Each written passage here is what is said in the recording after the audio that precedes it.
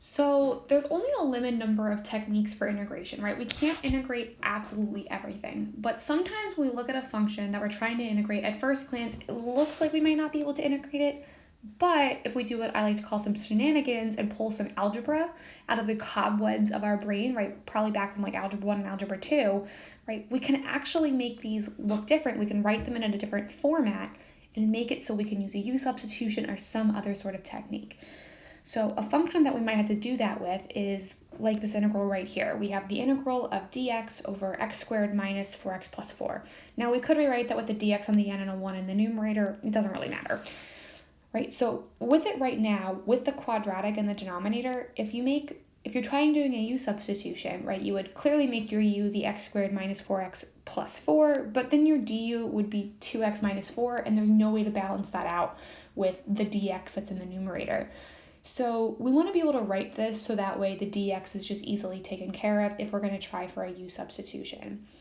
So, right, hopefully you've done so much algebra in your life at this point in calculus that you're pretty good at like looking at a quadratic and instantly factoring it in your head. So if we look at this, right, another way to write this is to say, well, this is equal to x minus 2 times x minus 2, which is equal to x minus 2 all squared. So now I can take this integral and I can write it as dx over x minus 2 squared. And then I always like it, it's always easier for me to integrate if I just make it have a negative exponent, right? So that way you don't have to worry about the fraction. The more you integrate and the better you get with this stuff, like you will be able to do this all in your head, but if you're just starting out and you're not super comfortable with it, why try and skip steps, right? So now I can really easily do a u substitution. Do that up here, right? Because I have a linear term inside my parentheses set there, and then if I take my du, right, derivative of both sides, I just get that du is equal to dx because the derivative of x minus 2 is just 1. So now I can rewrite this integral to say, okay, well, this is just u to the negative second du. Okay, that's basic power rule. So if I add 1 to my exponent, I'm going to get negative 1 and divide that by negative 1, put on my constant of integration.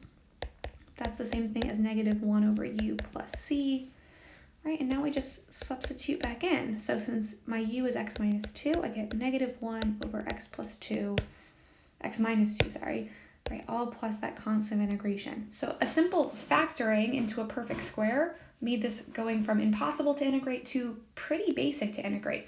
So we want to start thinking about that when we're looking at functions that look a little difficult and see, can you pull something out of your head from algebra class, right, which is the building blocks of calculus, and make it so it's a little easier.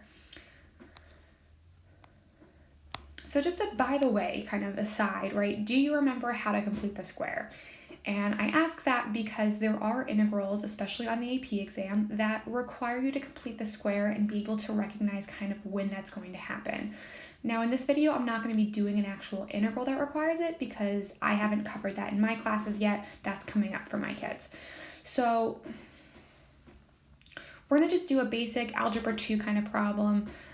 So we're going to rewrite that equation. So x squared minus 6x plus 2 into what's called vertex form. Just as a little reminder, that's y equals x minus h all squared plus k. So you can read the vertex h and k out of the equation. We're going to do that by completing the square. So this is kind of my like simple little refresher. So I always like to write them as y equals, and then put the equation down. And then you want to isolate the variables, the x's on one side, so you're going to move the constant over. So I get y minus 2 is equal to x squared minus 6x. So it's called completing the square because you want to make the right side of this equation where the x's are into a perfect square trinomial. So we want it to be something like the previous equation, right? X squared minus 4x plus 4, right? That factored to x minus 2 all squared. We want something like that.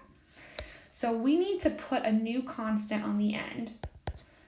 And since I need to put something on the right side, I'm going to have to balance my equation, so I'm also going to add it on to the left. So the easiest way that you can always do this, you can always use a little formula to figure out what number to fill in the blank if you can't just like see it in your head. right? You take your b value, so 6 and divide it by 2, and then you square it. So I'm going to put 9 on both sides. And if I have a 9 there, that means that the right side can factor into x minus 3 times x minus 3, or x minus 3 squared. And if I simplify my constants on the left, I get y plus 7. And then to make this back into vertex form, I'm just going to move the constant back over. So my vertex form is y equals x minus 3 all squared minus 7.